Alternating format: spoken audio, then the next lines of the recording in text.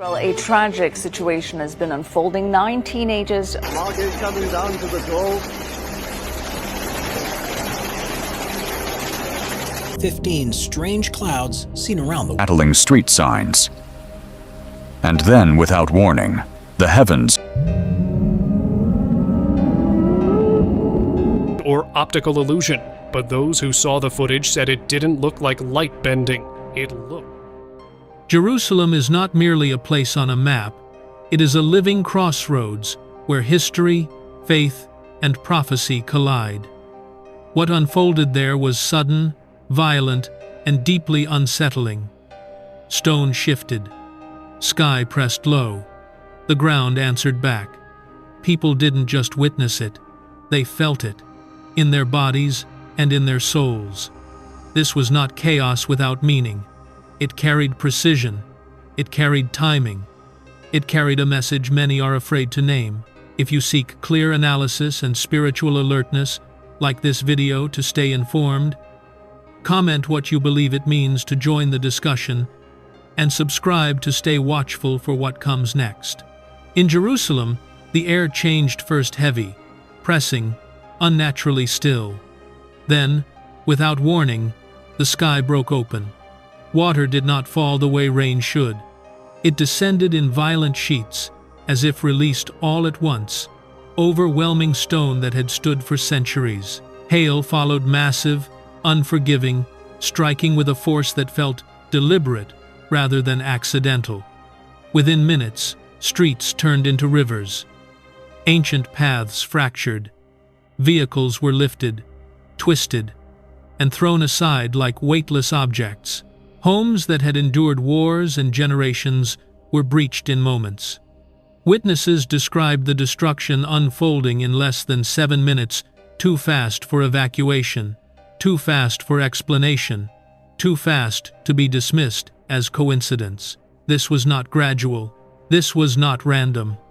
This was precise. Scientists quickly labeled it extreme weather, pointing to atmospheric instability and rare convergence patterns.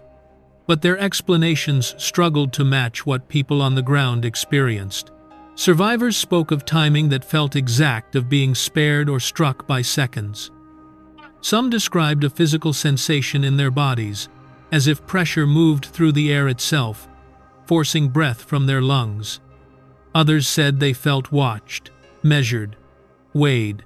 Scripture has language for moments like this. In the Bible, water is not only a force of nature, it is an instrument of warning. Floods arrive when thresholds are crossed. When ignored, truth accumulates weight. From Noah to the prophets, sudden destruction is never framed as chaos, but as response. A message delivered not through words, but through impact. What unsettles observers most is not the damage, but the pattern. The storm did not wander. It struck with accuracy. It arrived at a time when tensions, divisions, and spiritual indifference were already reaching a breaking point. Why Jerusalem? Why now? Why so fast? These questions echo through shattered streets and soaked stones. History reminds us that Jerusalem has never been just a city. It has always been a marker, a place where heaven and earth seem closer, where events carry layered meaning. When something shakes here, it rarely stays local. It ripples outward, demanding interpretation. The destruction stopped as suddenly as it began. The sky closed. The water receded. What remained was silence again, but this time it was heavy with fear, confusion, and reflection. People stood among the ruins asking the same question, whispered and unspoken. If this was only weather, why did it feel like a warning? And if it was a warning, what comes next? What disturbed witnesses most was not the visible damage above ground, but what began to happen beneath their feet. Because Jerusalem is a city built on layers of memory, history, and stone that has endured centuries of pressure without yielding. Yet during and after the storm, reports emerged that ancient foundations behaved in ways no one expected, as if the ground itself had reached a limit it could no longer sustain. Beneath sections of the old city, stone that had held firm through earthquakes, sieges, and empires began to soften and deform, not shattering violently, but bending slowly, unnaturally, as though exposed to heat rather than stress. Walls did not collapse in the way engineers would predict. Instead, surfaces appeared to ripple, seams shifted, and ancient blocks subtly changed position, leaving experts struggling to explain how solid material could behave with such reluctance to remain fixed. Those praying near the western wall described sensations that unsettled even the most grounded among them, because, when hands pressed against the stone, some claimed they felt movement, a faint yielding beneath the surface, accompanied by a low vibration that resonated through the body rather than the air. Others spoke of a deep groaning sound, not sharp or explosive, but slow and heavy, like the sound of something ancient, adjusting under immense internal weight. In Scripture, stone is never merely construction material, because it symbolizes permanence, testimony, and covenant, serving as both witness and record of human response to divine instruction. Altars were built of stone to mark obedience. Tablets of stone carried the law, and cities of stone represented security and continuity. Yet the Bible also warns that when people place their trust in structures rather than truth, even what appears immovable can be shaken. The imagery is difficult to ignore because prophetic language repeatedly describes foundations trembling when justice is neglected and obedience becomes ceremonial rather than lived. Stone that once stood as witness begins to testify differently, no longer supporting appearances, but revealing strain beneath long-maintained surfaces. When truth is resisted, Scripture suggests that creation itself refuses to bear the burden indefinitely. What makes these reports more unsettling is the consistency of language used by unrelated witnesses, many of whom described the same sensations without prompting: pressure, heaviness, movement without collapse, and a sense that the city itself was responding rather than failing. Engineers searched for mechanical explanations, yet the behavior defied simple categorization, occupying a space between structural anomaly and symbolic disturbance. Jerusalem has always been described as a city that remembers, because its stones have absorbed prayers, conflicts, covenants, and compromises for generations. If stone could speak, Scripture says, it would cry out when truth is suppressed, and what unfolded suggested not destruction, but refusal, a refusal to continue carrying the weight of hollow faith and ignored warning. When foundations begin to shift without falling, the message is not that everything has ended, but that what has been relied upon can no longer remain unchanged. As the ground beneath Jerusalem unsettled, the sky above did not simply mirror the chaos below, but appeared to assume its own role, behaving less like a natural atmosphere and more like a boundary being drawn. Clouds did not drift or scatter as storms normally do. Instead, they gathered with density and purpose, layering one upon another until the sky felt sealed, compressed, and unnaturally close to the city below. Light did not fade the way it does at dusk, but vanished abruptly, transforming midday into a muted twilight where colors drained from stone and streets alike.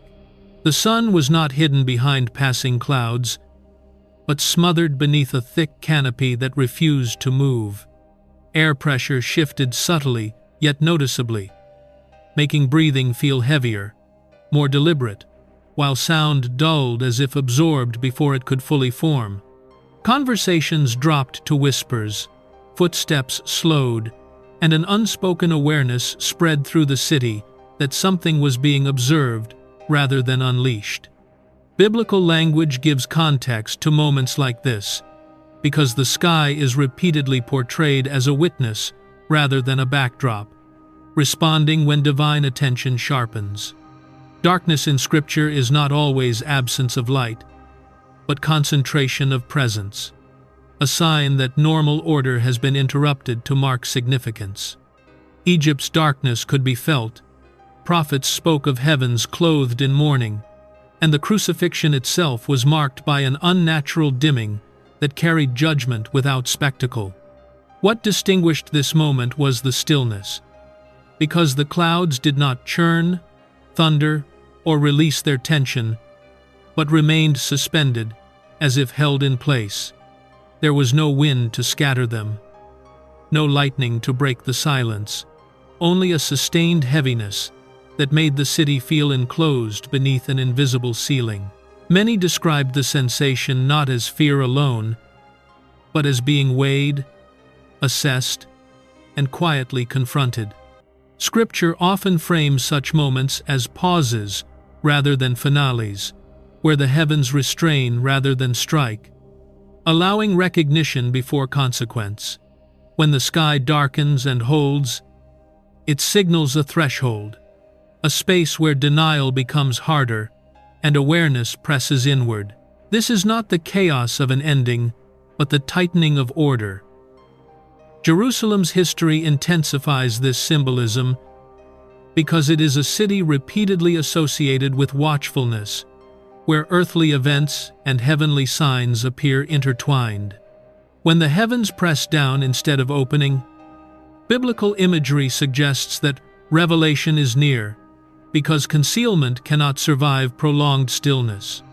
The discomfort many felt did not come from visible threat, but from intuition, from the sense that the sky itself was bearing witness to something long accumulating below.